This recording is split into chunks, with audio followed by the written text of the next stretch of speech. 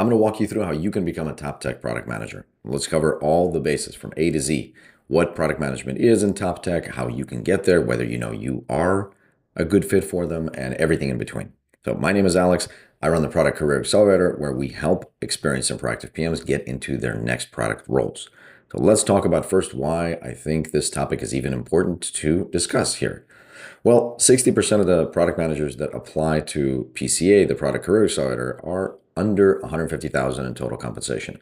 20% are between 150 and 250, and only 20% are above that. But just over the last few days inside PCA, we've had 3 top tech PM offers come in around $500,000, $600,000, and $700,000. These numbers are not out of the ordinary for us. In fact, it's a little bit of the norm, which is why I talk so much online about why I think pretty much everyone that's a good product manager, proactive, experienced, should try to get into a top tech company. And I have my reasons, and I'll unpack them. And you can find out whether you fit into these categories. But for now, I just want to say that outside of top tech, it's very hard to break 370,000 or thereabout, at the most 400 of actual compensation per year outside of top tech. So if you're a product manager and you ever want to make above that amount, then you're going to need to find your way into a top tech company. That's my stance, and I'll explain it a little bit more later. So this is why I think it's worth talking about. And I'm going to talk about quite a few excuses and limiting beliefs that I think keep people from actually pursuing this course of action. But I just want to say that there are probably 40,000, 30 to 40,000 product managers in top tech right now in the US. Maybe that's on the high side, somewhere around 30,000, 30 to 40, I would say.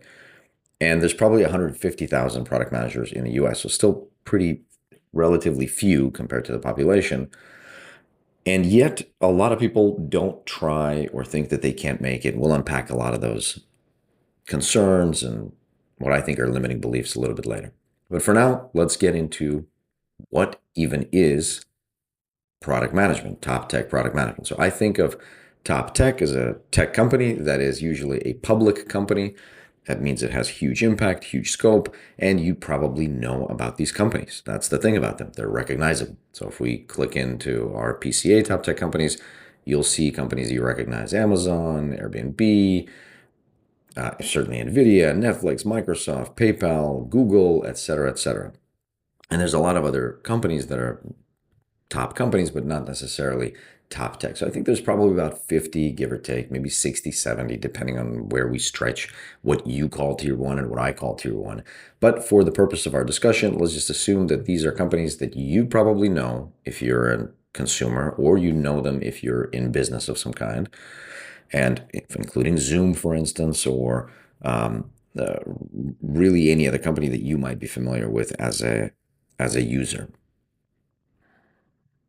And the fact that they are public companies, they're tradable in the stock market, makes the compensation that you get from them effectively liquid. It's as good as cash a lot of times. Sure, there can be ups and downs, but it's not, most of the time, not paper money. If you get Google stock, usually you can sell it.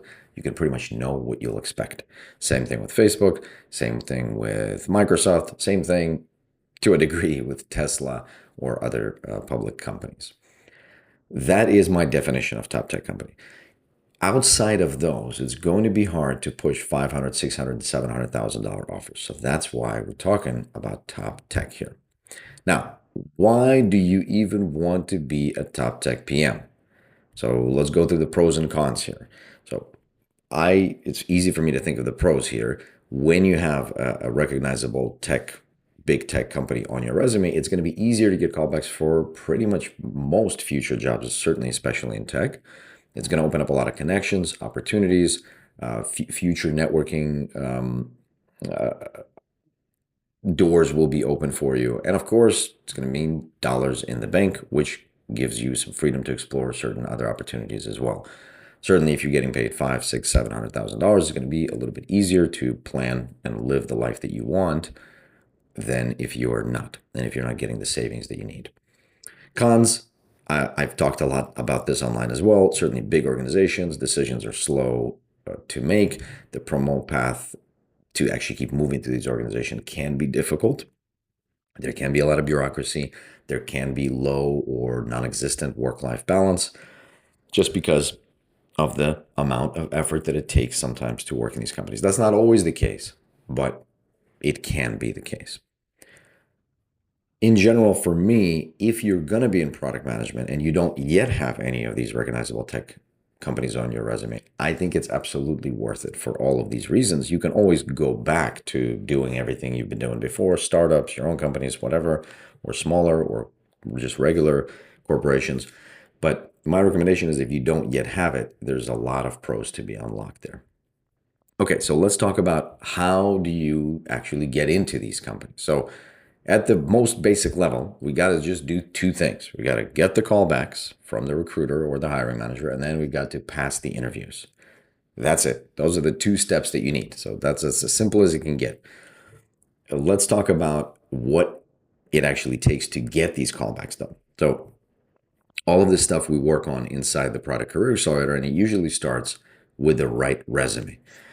Now, a lot of times you can't create the right resume if you don't have the raw materials. So you have to build it or cultivate it over time. The difference, and the reason why I think it's important to listen to this video, is because if you don't know what it takes and you don't know where you're going, you're not going to be able to build the resume that you need. So there's certain things that you need to have in your resume in order to even be attractive to the recruiters and hiring managers of these top tech companies. So if you'll honestly look at your resume, see the gaps that you have now if you don't think you're quite there yet, and then try to build it over time and create the opportunities for yourself, either inside your current company or you pick up some side work however you can in order to make up the gaps in your resume. We cover all these fundamentals inside PCA, but I'll just give you the overview.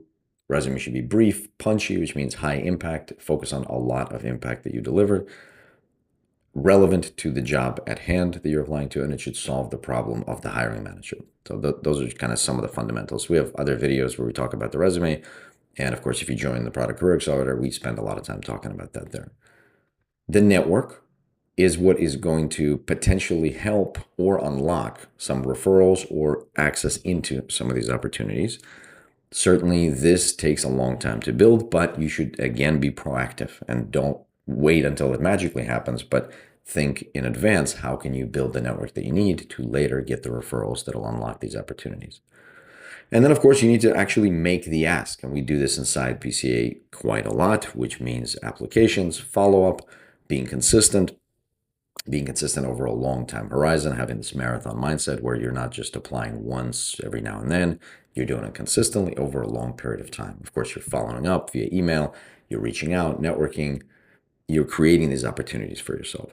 All this is done so that you can get the call back and just speak to a recruiter. Inside the Product Career Accelerator, we have recruiters running office hours, we have network coaches running office hours, and we work with, each person works with their own CSM, customer success manager, in order to make progress in all of these things. Now, assuming that you did get the call back and you had a great conversation with the recruiter, then the second thing is the meat of the work. 90% of the work is passing the interviews. And there's a lot to unpack here, but if you're doing this on your own, that means you need to check all of these boxes. If you're doing this inside PCA or a similar coaching program, then you need to partner with somebody and your coaches in order to make sure that you get as good as you can be about managing the interview timelines first and foremost, so that you don't do it too soon or do it too late, and you manage interview timelines between different companies. You want to understand the interviews that are coming up fundamentally, understand the things that are being asked there, understand company rubrics. How do they make their decision? Usually there's a certain rubric for each interview type and for each company where it determines how they actually make their hiring decisions. So you need to understand them. You need to understand company values for each company, because a lot of times the rubric will call out to the company value, because that's one of the ways that they assess fit. You need to practice with calibrated and experienced coaches. There's kind of no way around this. Even if you practice with calibrated and experienced coaches, you still need to do it quite a lot, because it needs to become sort of second nature. You need to internalize some of these frameworks, approaches, delivery mechanisms, communication styles, organizational styles, etc. And after you practice, you get feedback, then you iterate on that feedback so you improve the gap that you had, and then you repeat all of these previous ones until A, you feel comfortable and you've internalized this, all of these discussions, you can actually speak to it comfortably. And B, you are actually getting higher recommendations from the coaches, the calibrated coaches that you're interviewing with. You need all of this in order to actually pass the interviews. And think of each interview as its own little 40 or 50-minute cycle that needs to be completed. So you need to independently do well on all of these different types of interviews, and we'll go over the different types of interviews in detail. But usually there's no such thing as you did well in half of them, therefore you move forward. You kind of need to do well in every type of interview because in general, interviewers are balancing for a reduction of false positives, which means they don't want to have a situation where they say yes, hire, and then the person doesn't perform. So they're okay with situations where they let a good candidate go, basically said don't hire because they were not sure. So anybody on the fence tends to be a no. Okay, now a lot of times people ask me, how do I know whether I can make it? Where am I now on this readiness scale? And there's a few buckets that I want you to think about. So let's go through this. So first is your actual product management experience. I don't recommend that you go into a top tech company if you don't have a lot of product management experience already. If you do have product management experience, then it's going to come from execution and shipping of things and products and features and product lines, etc., and cross-functional team leadership, which means organizing with a bunch of different people, cross-discipline, to get things done, delivered for the customer to improve the business. This is pretty fundamental. Like pretty much everything we teach inside Product Career Accelerator and really anything that can help you become a better interviewee, a candidate, comes from doing this stuff. So it's going to be very hard to just go in and with no experience nail these interviews. The reality is you need at least 2-3 years. And inside the Product Career Accelerator, we ask for 3 years minimum product management experience so that we have something to draw upon when we're getting you better at these interviews. Communication skills. That's a big one. That's why I put it second. Public speaking in general, I think this helps any product manager, but certainly if you want to pass the bar at these difficult interviews, you need to have clarity. You need to have brevity. So say what you need to say, but say it quickly. And you need to have and display structured thinking throughout this process. You need to kind of create structure as we go, then present structure, make sure the interviewer is following along, etc. And this is going to be integral for any interview that you do. Then there's the interview skills themselves. So you're familiar with some of these probably. You got product design, analytical, business, and behavioral.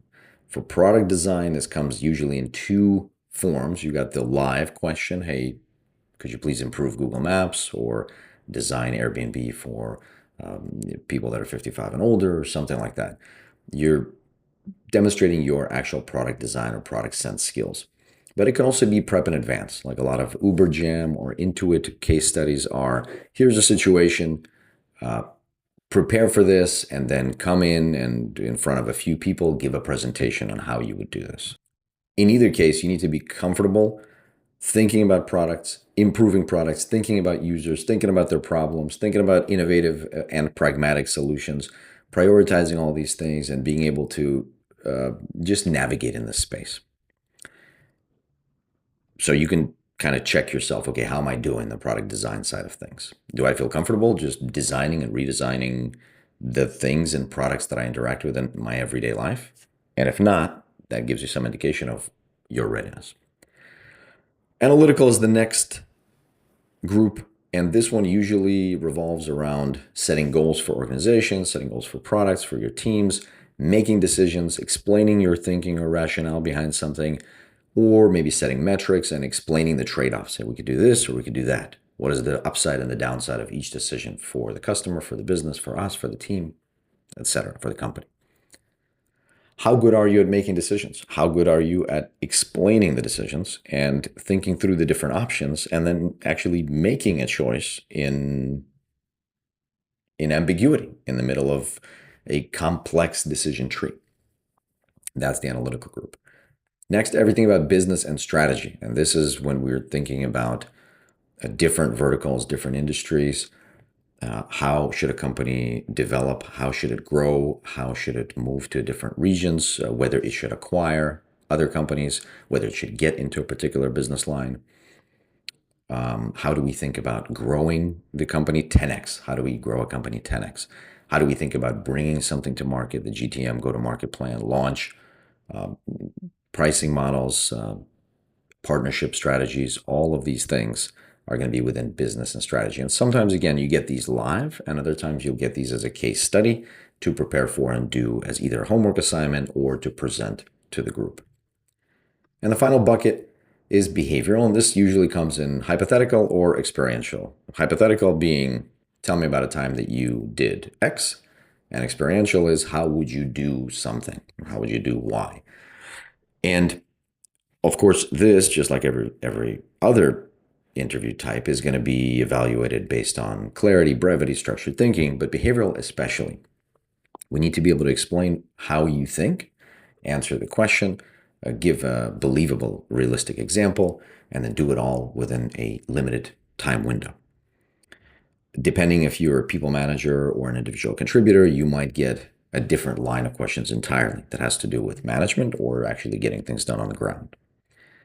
And for interviews, the rest of your assessment might be your confidence and resolve. How sure do you feel when you are in interviews or in an interview environment?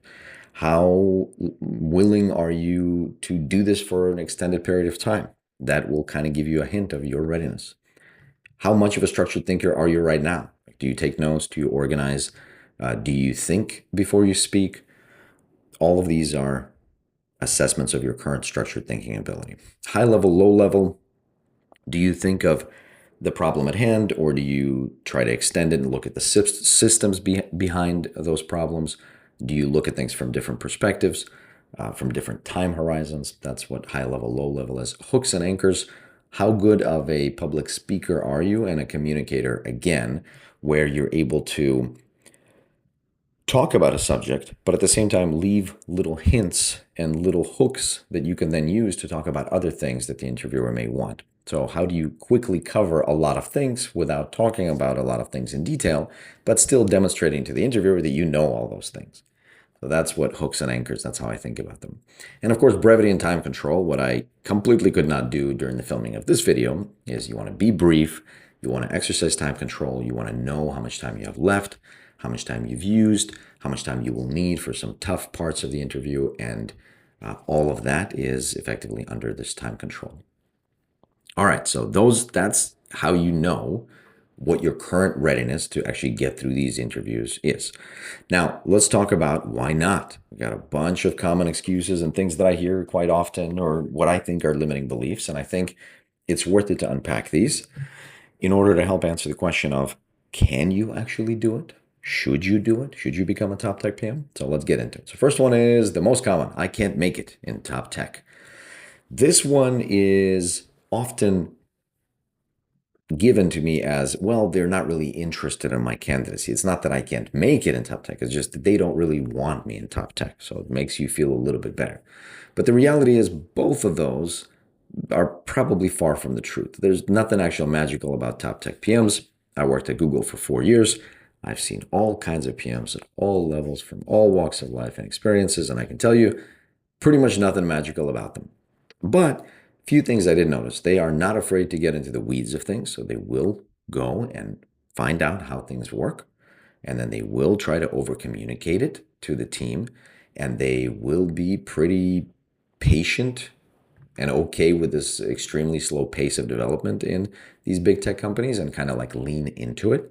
And of course, they are pretty much all hardworking. I'm reminded of some Google PMs that I know, but most of them, by and large, are very hardworking. And most don't actually have a particularly technical background, which is very interesting, and another limiting beliefs that a lot of people will come to me and tell me I don't have technical background. Well, I also don't have technical background. I made it okay. And many other PMs that we help and that I've met and coached over the years, similar situation. So Fundamentally, I don't think there's anything in there that will make this statement true. Like, unless you accept it to be the case. And that's what ends up happening a lot. So there's no magic, there's no usual additional preparation or something like that. But it is I think curiosity, and I think it's tenaciousness for sure, and yeah, just steadfast dedication. So I wouldn't worry about this one. Now, I don't want to work in top tech. I get this one pretty often as well. I don't want to deal with it. And frankly, I worked at Google, so I get this one a little bit. But I do want you to examine that. Like, why is it that you don't want to work in top tech? Is that really true? Is it that you don't want to work in top tech, or you don't think that it'll be easy, or you don't think that you can do it? So unpack that. Make sure that it's actually you that is making the active choice of, hey, I don't want to try. And then I'll ask you, what do you want to do instead? Assuming you're watching this video, you are a product manager in the US in tech. So what do you want to do instead? Are you sure that the problems that you're solving are interesting enough? And are you sure that you're going to be able to grow as a result of solving these problems? And a lot of times, yes, you can to a certain degree, but I've met quite a lot of PMs that have done 3, 4, 5 startup jobs, and they have not really grown within them as an individual or a product manager. And finally, the opportunity cost is very, very real. Whether or not you want to work in top tech, you need to be aware of the fact that top tech PMs get 5, 6, 700,000 and $1 million a year in compensation, in liquid compensation in the US. Yes, in certain geographies, we'll cover that later, but that opportunity cost for you is real. So if you have 3, 4, 5, 7, 10 years of product management experience and you're making 250 as an example, your opportunity cost could very much be 4, 5, 600,000 a year of what you're leaving on the table. Now, whether or not that's okay, you should do it, is up to you, but you should at least accept that that's the case. That's the opportunity cost. Next, I am philosophically opposed to the stuff that they're all developing, social apps, advertising, consumption, etc. And I kind of hear you there. I feel that same way. It's hard sometimes for me to think about certain products that I disagree with. I'm not going to name them here, but I can tell you that there's a lot of other problems to solve inside these companies. It's not just what you see. It's not just the TikToks and the YouTube Shorts and the Instagram and perhaps like contextual targeting so that we can get people to shop more. Although that's a big part of it, I'm not going to lie. But there are a lot of other problems to solve. A lot of them very serious and actual problems because the world is big, 8 billion people and counting. We're all pretty much going to be online, if not already online.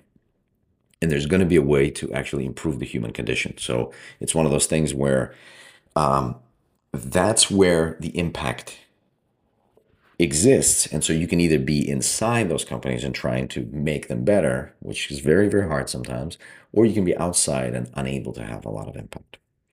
So that's just something to keep in mind. Now, tackling problems of the scope, being a learning opportunity, is another great point, is that you just, when working in other environments, you're not going to really get this scale that these companies and these products can bring to the table, and you're not going to learn from actually solving problems at that scale. Because delivering a product to 100,000 users or 1 million users is different from 10 million users, 100 million users, or 1 billion users, as an example.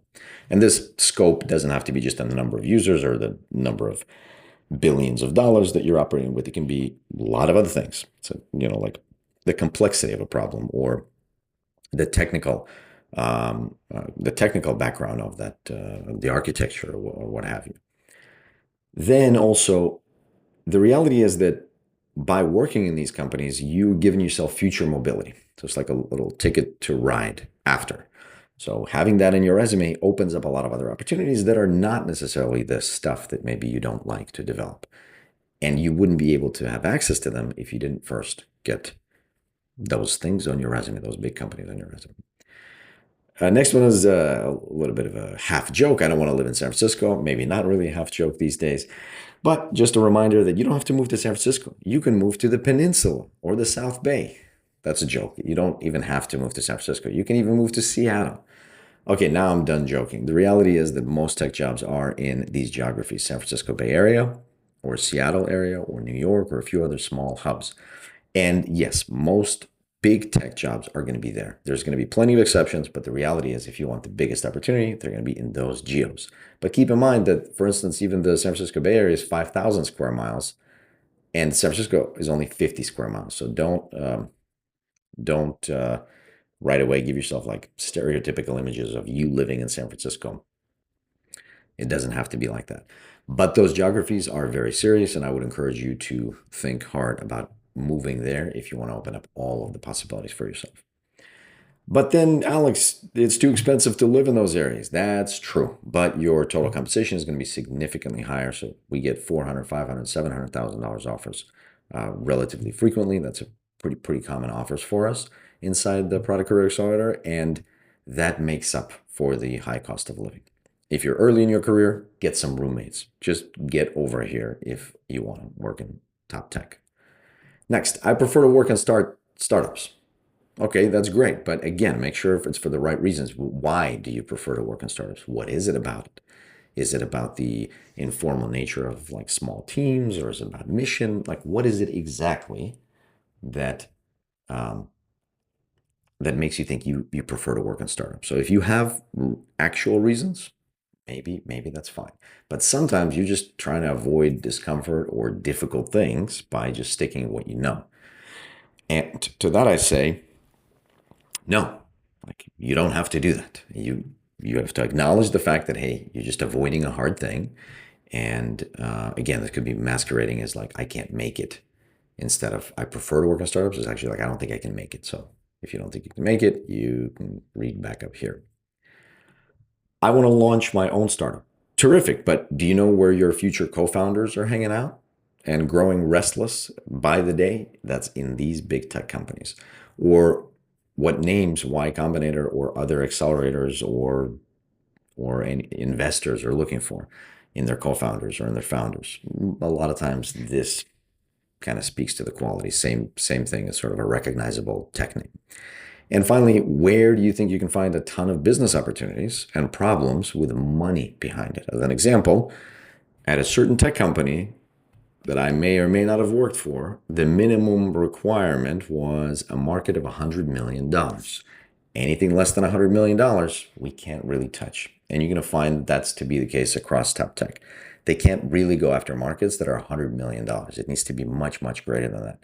But that creates a huge opportunity for you if you want to be a future startup founder to identify a market that's $100 million, which may be nothing for big tech companies, but may be quite significant for you. And then off you go, launching a lucrative and potentially profitable company with the insight that you learn inside these companies. Then, I'm not good at interviews. That's a good one, and that's true. But interviewing is a learned skill, just like everything else. It just takes time and commitment. And it is somewhat separate from the craft of product management. It's not exactly the same thing. It's kind of related, and it helps to have product management experience. But of course, it is a skill of its own. So you should think of it that way.